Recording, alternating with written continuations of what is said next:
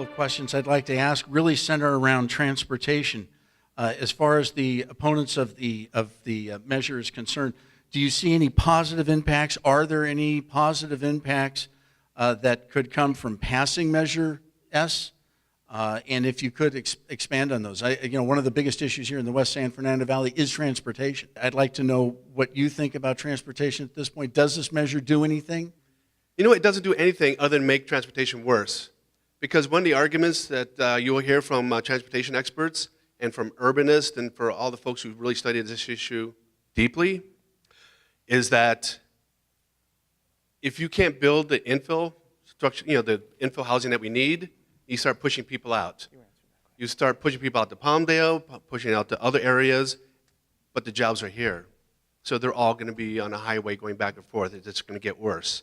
You already had that situation now in the city of Santa Monica, by which they have, for every one unit of housing, they have 2 jobs. So everybody has a commute into Santa Monica. So if you've ever been on the Santa Monica Boulevard, because I'm in West Hollywood, it's just people, people, people. That's because they're all coming in from other places. And so Measure S, because you have a building moratorium and you have a great need for housing, to start building housing outside in other areas as an example. And that'll just make transportation worse. And then I would just quickly add that we did pass Measure M, and one of the goals of Measure M is that you have these transportation corridors where we'll have more heavy forms of transportation, such as buses and rail. And so the whole goal and the whole intent is to actually put the housing that we need that makes sense along those transportation corridors. And so Measure S will make it difficult, if not impossible, to develop those type of projects.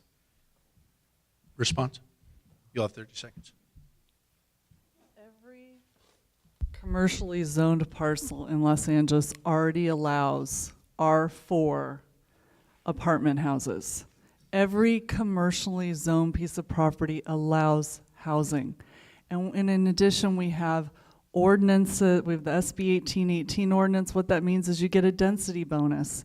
If you can by right build a bunch of housing, which I think it's 85% of the land in Los Angeles is by right development, and you can build an apartment house, you can get an increase in your height if you put affordable housing in. I guess I really couldn't finish the question in 30 seconds. If you'd like, but just take a couple more seconds. So the point is the land along the transportation corridors are already zoned for housing by right, and affordable housing can already go in along those transportation corridors. So it's kind of a red herring.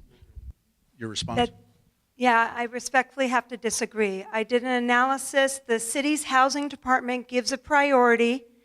It's all competitive dollars. So when you're submitting an application to receive affordable housing dollars to build a new apartment building or receive dollars to build a new affordable housing apartment building, one of the scoring criteria is that you are within a certain radius of a transportation corridor. When that element was put into the scoring criteria, it essentially eliminated the San Fernando Valley from competing for those dollars.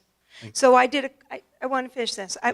So I did a comprehensive study of the 7 council districts in the valley, mapping out where are our transportation corridors, what were the properties that you could develop on that fell within that radius in that transportation corridor, and could they be developed based on their current zoning, and they could not.